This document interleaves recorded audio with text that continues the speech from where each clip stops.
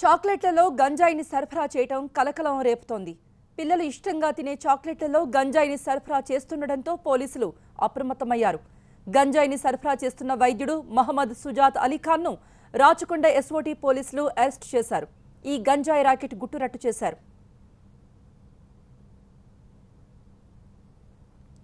హైదరాబాద్లోని బహదూర్పురాలో నివాసం ఉండే అలీఖాన్ 2006లో దక్కన్ మెడికల్ కాలేజీలో ఎంబీబీఎస్ పూర్తి చేశాడు.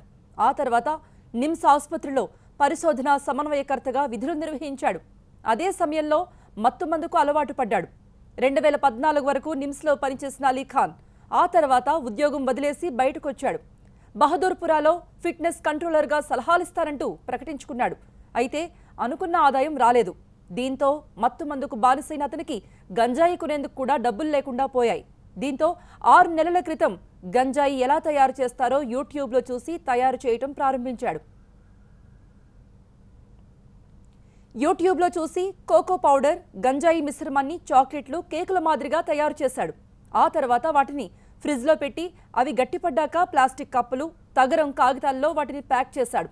ఆ తర్వాత గంజాయి మోతాదు ఆధారంగా X, XX, 5X పేరుతో బ్రాండ్లు రూపొందించి వాటిని సోషల్ మీడియాలో పెట్టాడు.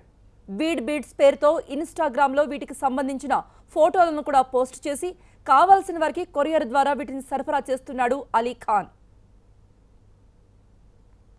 చాక్లెట్లలో గంజాయి సరఫరా చేస్తున్నారనే సమాచారంతో రాచకొండ ఎస్ఓటీ ఇన్స్పెక్టర్ నరసింగరావు తన బృందంతో అలీఖాన్ ఇంటిపై దాడులు చేశారు.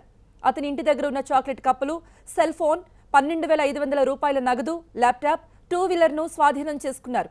ఆ తర్వాత అలీఖాన్ను పహడి షరీఫ్ పోలీసులకు అప్పగించారు. దీంతో గంజాయి దందా ఎప్పటి నుండి కొనసాగిస్తున్నాడు, ఎవరెవరికి సరఫరా చేస్తున్నాడు అనే దానిపై ఆరా తీస్తున్నారు పోలీసులు.